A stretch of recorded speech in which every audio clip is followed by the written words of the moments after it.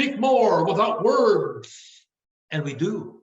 We say a lot of things with our body. Sometimes we don't mean to. I don't know about you. Every once in a while, I get caught rolling my eyeballs. Did you just roll your eyes?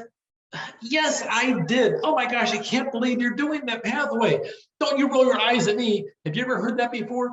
Nonverbal cues can carry very powerful meanings. It includes unwritten language, unspoken messages, both intentional and unintentional. Yes, I agree with what you have to say. You don't agree at all. You're being argumentative in the process. You close yourself off in the process you go through. You know what? I think what you have to say is very relevant to anything at all. I didn't say anything at all other than being rude to you in the process. That being said, nonverbal cues can speak louder than the words coming out of your mouth. There's a whole series of different studies, and people misinterpret this study. There's a famous UCLA study, and it found when a message is not clearly understood, people will rely on the nonverbal cues 92.7% of the time. So you can tell somebody, yes, I agree with you. Or you can say, yes, I agree with you. Yes, I agree with what you're saying. That's one of the big problems we are going to face in days to come. We set down here, we're taking ourselves out of the workplace. We're going to do a distributed workplace where a lot of people will be working from home or working remotely.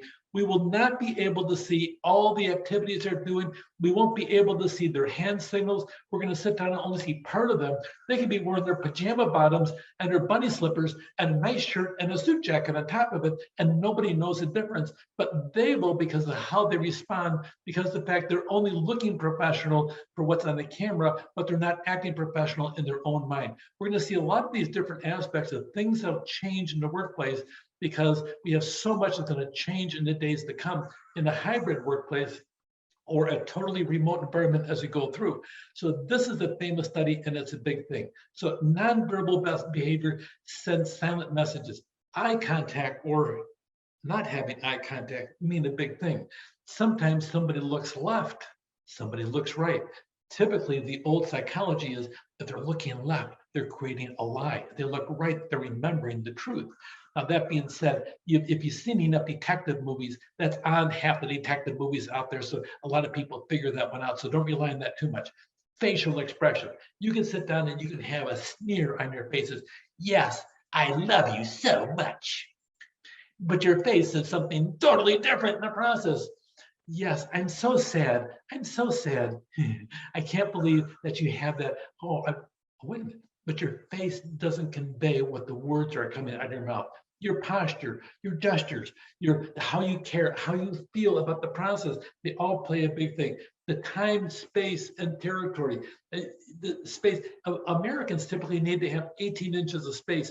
I had a friend of mine, and we're at a religious service. And after the service, he got closer and closer to me, and it was a matter of he backed me up against the wall until finally he was talking about 2 inches away from my nose. I could feel his spit on my cheeks and my lips. He wasn't being aggressive. He was being himself. That was just who he is. Sometimes we'll sit down and get the wrong message sometimes, even though I was ready to scream and run because, I can handle this in the process. So space, territory as you go through. And this also applies to the eye appeal and business documents. If they're sloppy, people will assume that you're sloppy as you go through. All this eye appeal sends messages as you go out there. Your personal appearance, the presentation that you have in the process, that sends messages as well. So some of the nonverbal skills: establish and maintain eye contact with people. If you don't, a lot of times people interpret the fact that you are lying to them because you can't look them in the eye. You may have heard that phrase before. When you speak in a public forum, typically, I've always been trained, you talk to the back third of the audience, and that way the people in the front 2/3 think you're all looking at them. So if I look in the back row of a classroom, everybody in between me and that back row, they think I'm looking at them. And occasionally you do make eye contact. Maintain eye contact with your whole audience, whether it's one person, 2 people, 10 people, or 100 people. Do your best to maintain that contact.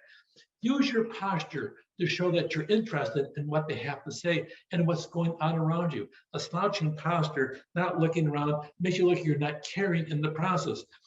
Eliminate or reduce the physical barriers. My preference, if we're in a classroom space, I don't really like standing behind the podium. I prefer to be open in front of the classroom, but that's me. Some people really are uncomfortable in that atmosphere as well.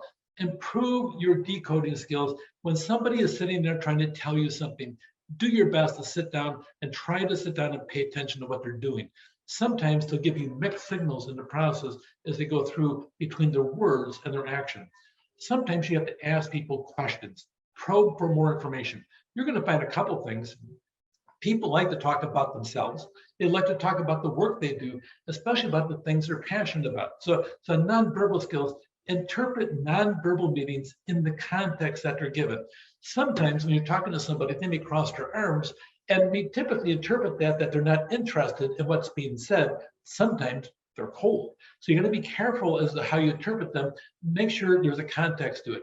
Associate with people from diverse cultures. It seems like a simple thing, but really, I've had students from across the entire planet walk through my classrooms at IVC. I had them all from anywhere from Kuwait to Japan to China to Sri Lanka to France to whatever, to Russia, the whole thing. And they really have different skill sets and different contexts on nonverbal skills. This is called steepling in the United States and is very offensive, but if you're from South America, it's part of the accepted method of communication for nonverbal. And really, if you look at the Asian languages, the relationship between nonverbal skills in English versus an Asian language are totally different, and you can misinterpret if you're not paying attention and work with people from a different culture as you go through. Appreciate the power of appearance. If you really work on trying to look good in your paper, your writing, and also your personal appearance when you're presenting it, people will respond to that because they know you took time out for that moment for them as you go through. Watch yourself on video. That's a big thing. It helps you to skill and hone your skill set as you go through when you're doing a presentation. Enlist friends and family to sit down and go through and help you on your skills as you go through. Convey the following words. Practice this, maybe quietly or maybe in front of somebody. Happy. How do you look when you're happy? Do you show your teeth? In the animal world, show your teeth means you're being aggressive. In humans, somehow it's happy. No. Wrinkle your forehead and say no. Open to what you're saying. I'm open to what you have to say. Open hand gestures. I should not have done that. Oh my gosh. Anger. The process. Practice some of these and look at yourself in the mirror and go through a series of emotions besides what I have over here. So much of what we have to say through our attitude is in our tone, our body, and our responses to others. You can speak more often without your words. Take care.